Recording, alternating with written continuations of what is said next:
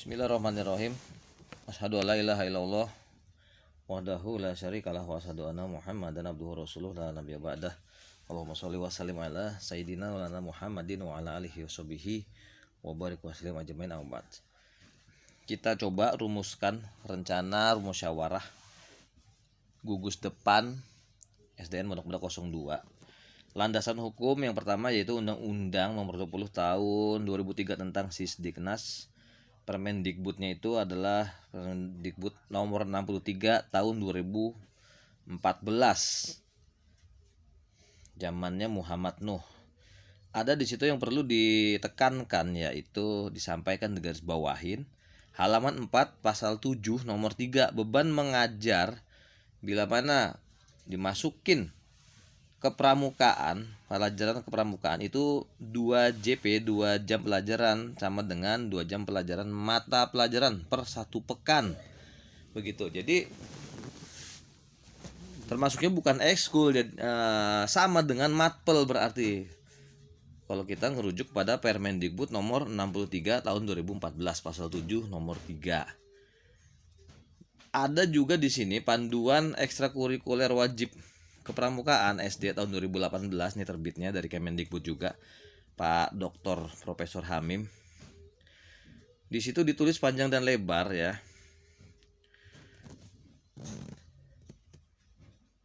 Di sini ada beberapa model blok aktualisasi dan reguler.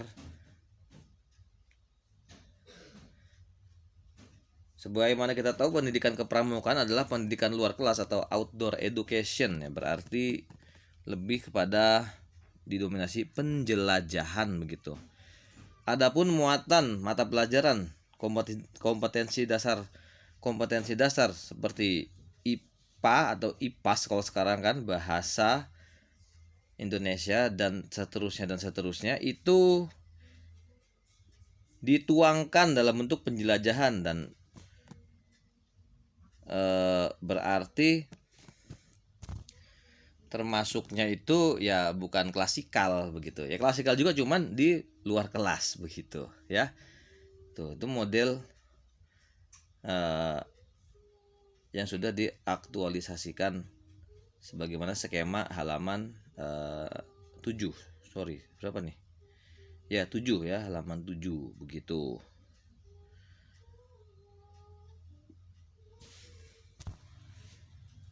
Nah, adapun 3 model tersebut, model blok itu sifatnya itu wajib setahun sekali, berlaku untuk seluruh murid, terjadwal dan penilaiannya itu secara umum. Pengorganisasian kegiatannya itu kolaboratif, kemudian di luar kelas ya, seperti persami ya dan seterusnya. Yang kedua nih, model aktualisasi ini wajib rutin terjadwal, berlaku untuk semua murid. Semua murid yang ada di kelas tersebut. Penilaian itu formal. Pengorganisasian kegiatannya itu oleh guru, oleh pembina pramuka gitu, bersifat intra ya, di dalam lingkungan sekolah begitu, orang bilangnya satuan pendidikan. Dan yang ketiga, reguler di gugus depan berarti sekolah. Sifatnya itu ya sukarela, berbasis minat ya. Ini yang benar-benar orang punya minat di kepramukaan ya harus diakomodir. Adapun pengorganisasian kegiatannya sepenuhnya dikelola oleh sekolah, gugus depan. Ya, berarti tim yang udah ditunjuk oleh Pak Kepala Sekolah begitu. Nah, berikutnya deskripsi model-model yang tadi kita sebutin. Model blok itu cirinya udah tahu ya, diikutin semua murid, dilaksanain pada tahun awal tahun pembelajaran, tahun 2023, 2024 misalnya. Murid kelas 1 diintegrasikan ke dalam MPLS, masa pengenalan lingkungan sekolah. Durasinya 18 jam. Nah, ini 18 JP mungkin maksudnya ya. Penanggung jawab adalah kepala sekolah, karena kepala sekolah adalah ketua Mabigus. Pembina kegiatan adalah guru kelas atau guru mata pelajaran selaku pembina pramuka atau pembina pramuka, serta bisa dibantu oleh pembantu pembina, instruktur muda atau instruktur pramuka. Nah, ini istilah-istilah pramuka nih. Kemudian model aktualisasi itu cirinya sebagai berikut. Sama ya, diikuti oleh semua murid. Dilaksanain 1 pekan 1 kali. Setiap 1 kali kegiatan dilaksanain selama 120 menit. Nah, jadi sebetulnya durasi 120 menit itu bisa dikondisikan, disesuaikan dengan keadaan. Contoh di Jakarta itu di Cilandak ya, nggak Cilandak aja sih. Ada tuh buku panduannya itu, pedoman yang diterbitkan oleh Ibu Nahdiana ke Kepala Dinas Pendidikan. Itu 45 menit, maksimal 45 menit. Jadi sebetulnya situasional begitu. Baik, lanjut. Model reguler itu punya ciri sebagai berikut. Diikutin oleh semua murid yang punya minat untuk menjadi anggota gerakan pramuka di gugus depan. Pelaksanaan kegiatan diatur oleh masing-masing gugus depan. Tapi yang nomor 3 ini agak agak masih bertanya-tanya nih. Kan minat nggak minat tetap wajib, pramuka itu harus, ya kan? Nggak boleh enggak. Berarti kita rumuskan nomor 1 dan nomor 2 aja yang kita garis bawahin ya. Begitu. Oke, lanjut lagi. Ada di sini uraian kompetensi ketua Mabigus ya, minimal KMD ya, tahu semua, dan seterusnya. Manajemen ya kan, manajerial, kemampuan memecahkan persoalan atau masalah. Nah, banyak kalau dibacain lama ya. Kira-kira begitu, tapi kita yakin Pak Kepala Sekolah udah di atas KML. Kemudian kompetensi guru kelas atau guru mata pelajaran yang mendapatkan tugas sebagai pembina ekskul wajib kepramukaan, pendidikan kepramukaan, harus dilengkapin itu. Ya. Jadi dikembangkan secara terpadu.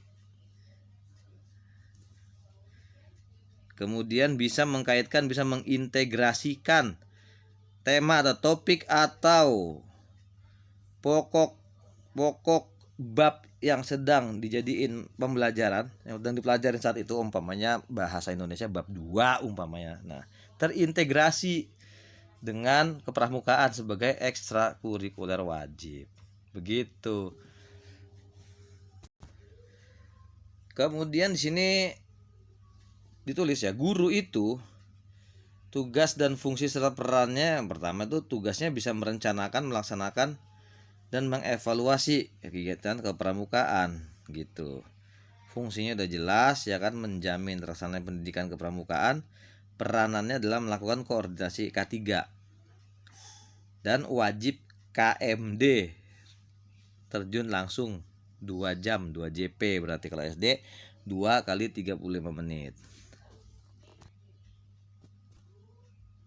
Oke, kita lanjutin lagi. Kompetensi pembina pramuka sebagai pembina satuan gugus depan. Nah, ini harus mempunyai kemampuan membina yang dibuktikan dengan sekurang-kurangnya berijazah KMD. Tuh, KMD lagi loh. Tugas dan tanggung jawab juga sama, ya kan? Kemudian bisa menjadi fasilitator kebutuhan dalam rangka kegiatan murid begitu. Lanjut lagi, sekarang kita bahas ya perlengkapan perindukan siaga. Ini ada 12 nih. Di antaranya ya, sanggar gugus depan, bendera merah putih, bendera gugus depan, peluit, tongkat, tali pramuka, tenda, alat kebersihan, kotak P3K, peti atau kotak perindukan, kantong barung, perpustakaan, dan buku-buku kepramukaan. Sedangkan perlengkapan pasukan penggalang, ada sanggar gugus depan sama mirip ya. Tambahannya itu adalah tambahannya bendera WOSM ya. Apa tuh ya WOSM? Cari sendiri di Google. Bendera Morse, bendera Semapur, peluit, kompas, peta topografi, tenda, sama lemari dan seterusnya. Ada 17 di sini perpustakaan dan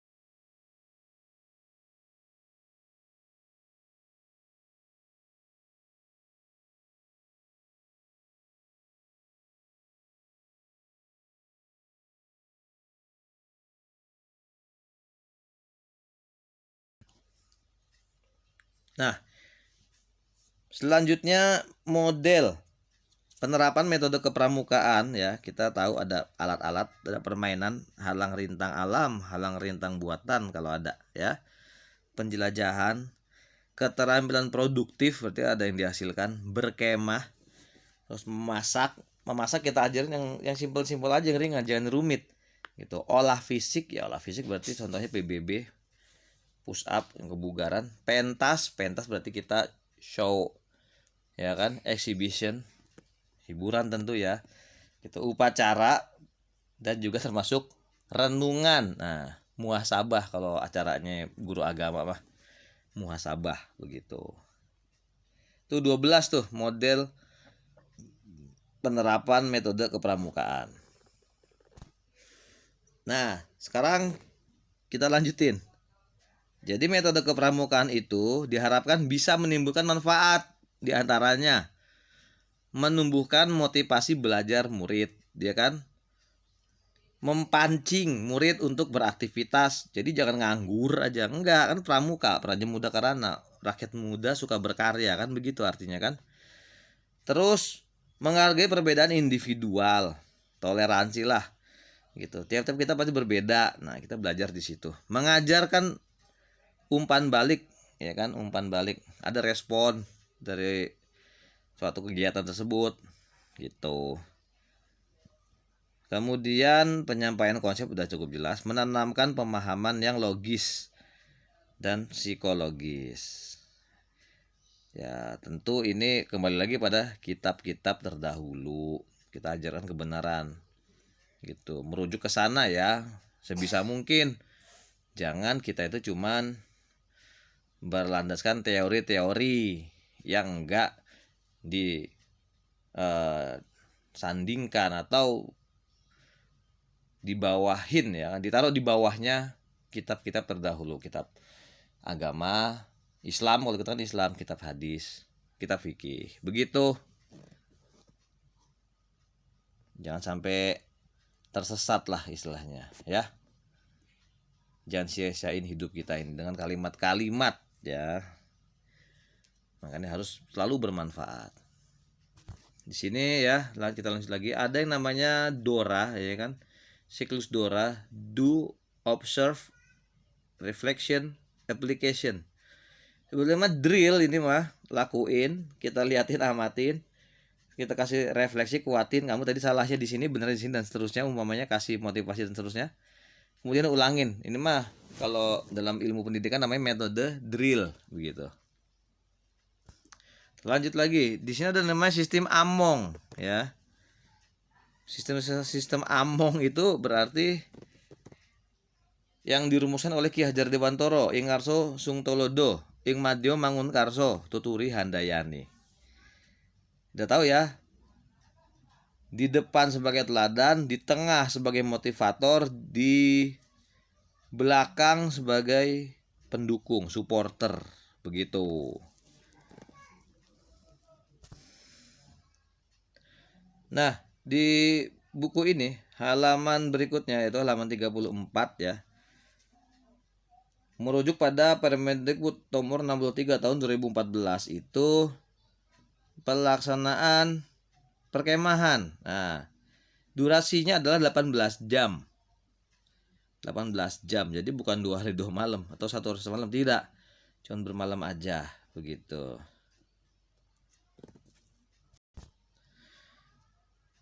Bersifatnya wajib, dilaksanain setahun sekali, berlaku untuk semua murid, terjadwal dan diadain penilaian umum.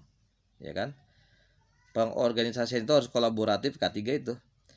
Dilaksanain di dalam atau di luar lingkungan sekolah. Nah, jadi dikondisikan begitu. Cuman yang jadi masalah, maaf ya, kalau pengen buang air, bener gak dek? Pengen pengen pipis tuh susah juga tuh. Nah, itu berarti harus jangan banyak makan. Triknya begitu, jangan banyak makan ya kan, udah bingung. Makannya dikit, kayak tentara ya. 1 liter buat 1 bulan, begitu kan, lagi perang. Latihan perang, hitung-hitung ya, bela negara. Wajib militer, hitung-hitung. Nah, ini ada struktur materi ya, ada 4 nih. Yang pertama, orientasi pendidikan kepramukaan, pengenalan. Kemudian penumbuhan budi pekerti, bolehlah agama tuh. Kemudian pengenalan lingkungan sekolah. Nah, narasumbernya yang tadi orientasi itu adalah pembina pramuka, jumlah jamnya 4 jam. Penumbuhan budi pekerti guru 4 jam juga. Pengenalan lingkungan sekolah 4 jam. Jadi nggak mungkin lah bocah dengerin ceramah mulut selama 4 jam, nggak mungkin. Bentuknya nanti penugasan, mereka suruh menganalisis sendiri. Boleh juga berkelompok. Nah, disajikan lagi dalam bentuk laporan. Kalau masih ada waktu dengan paparan, begitu. Masih ada waktu lagi dengan dialogis atau tanya jawab, gitu. Masih ada waktu lagi, ya coba dianalisis ulang, gitu, nggak apa-apa. Dan yang keempat adalah muatan mata pelajaran, itu adalah 6 jam. Jadi total semuanya adalah 18 jam, begitu. Nah, ini ada contoh silabus ya, terintegrasi dengan materi MPLS. Sebetulnya nggak MPL saja, bisa dengan terintegrasi dengan mata pelajaran yang emang dipelajarin gitu. Ini ada muatan mata pelajaran SBDP ya, bikin kerajinan, terus mengenal lingkungan sekolah, mencari kamar mandi, kantin, UKS dan sebagainya, nilai spiritual, pengelolaan limbah. Sedangkan matematika itu bangun datar, bangun ruang, mengisi tabel dan seterusnya. Muatan PJOK, bekerja sama dengan tim, perlombaan dalam permainan siaga, bersama-sama bikin tenda. Nah, Fastabikul Khairat, berlomba-lomba dalam kebaikan. Nah, ini contoh kelas 5 nih, 18 jam juga ya kelas 5 gitu. Praktek upacara penggalang, sambung kata dasa dharma tuh. Permainan sambung kata berarti permainan. Mengenal regu dan pasukan, mengenal tanda regu, pimpinan regu, wakil pimpinan regu, pratama gitu. Nilai kebangsaan dan kebinekaan sekarang kan P5 ya. P5. Profil pelajar Pancasila, proyek penguatan. Bahasa Indonesia bikin laporan menjelajah pengamatan ya kan. Nah, sama juga. Tuh, rantai makanan kalau IPA, ini contoh doang nih. Matematika bisa menghitung luas dan keliling suatu bangun datar atau bangun ruang, bikin benda-benda, ngumpulin yang berbentuk tadi, bangun-bangun ruang tadi. Begitu. Dan mengenal hewan-hewan karnivora, herbivora ataupun omnivora. Itu ya contoh silabusnya begitu, terintegrasi dengan SKU. Kemudian lanjut lagi contoh jadwal kegiatan blok kelas 1 atau kelas yang memang dalam kegiatan pramukaan. Berarti agendanya nih, rundownnya ya. Jam 6 sampai jam setengah 7 lapangan. Jam setengah 7 sampai jam 7 lapangan pengkondisian. 7 sampai setengah 8 upacara pembukaan kegiatan lapangan lagi. Ya kan? Setengah 8 sampai jam 8 sarapan. Ingat, hati-hati sarapan jangan banyak-banyak ya. Nanti pengen buang air. 8 sampai jam 9 dinamika kelompok, bikin kelompok, milih ketua kelompok, bikin yel-yel. Ah, gue menang waktu itu bikin yel-yel. Contohin dulu. Jam 9 sampai jam 10 berkenalan dengan warga sekolah, kenalan dengan guru, dengan OB, udah kenal sebetulnya. Ya udah nggak apa-apa. Sekalian bikin laporan, tuh disajiin. Pokoknya gitu aja. Jam 10 sampai jam 11 mengenal lingkungan sekolah, tuh bikin laporan lagi. 11 sampai 11.30, wah ini panas-panasan nih di lapangan, itu refleksi kegiatan.